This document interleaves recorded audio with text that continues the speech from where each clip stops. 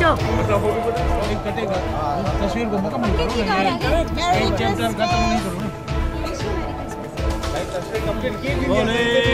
तो ये रवादारी हमारे साथ जाएगी, हमारे अच्छे अवार्ड जाएंगे, दुनिया की सेवा करने किसी का भी ये मोटरसाइकिल पे फिरता रहता था ग्रुप ने इसको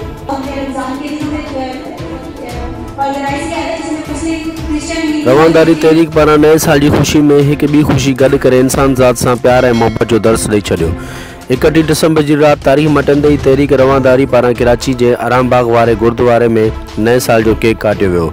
केक की रस्म अदा में रवादारी तहरीक कराची के सदर नबीला असलम और सरदार हीरा सिंह, सेनेटर अनवर लाल दीन बिन शिरकत कई। गुरुद्वारे में केक की रस्म अदायगी का आयल मेहमानन जो गुरुद्वारे के अगवान सरदार हीरा सिंह पारां मेहमानन के गुलदस्तन जा तोहफा पेश किया गया। गुरुद्वारे जो मानो भी करायो वियो। जंहिं बाद गुरुद्वारे के अगवान सरदार हीरा सिंह चयो त असांजे लाइ इहा तमाम खुशी की ॻाल्हि आहे त असांजे मुल्क में के त इंसान ज़ात से प्यार मोहब्बत और अमन जो पैगाम ॾियण वारनि में इहा रवादारी तहरीक ही आहे जेको अॼु असांजे विच में आहे।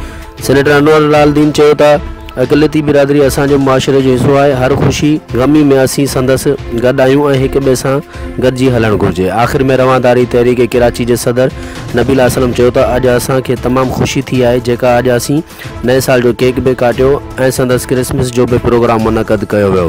हुन चयो त असीं सरदार हीरा सिंह जो तमाम थोराइता आहियूं जंहिं असांखे इज़त बख़्शी। आख़िर में सरदार हीरा सिंह आयल मेहमाननि खे भोजन में करायो ऐं संदसि खुशी जो इज़हार भी कयो ऐं नए साल के लाइ गुरुद्वारे में ख़ुसूसी प्रार्थनाऊं भी करायूं वियूं जंहिंमें वॾी तादाद में औरतन, मर्दन ऐं ॿारनि हिस्सो वरितो।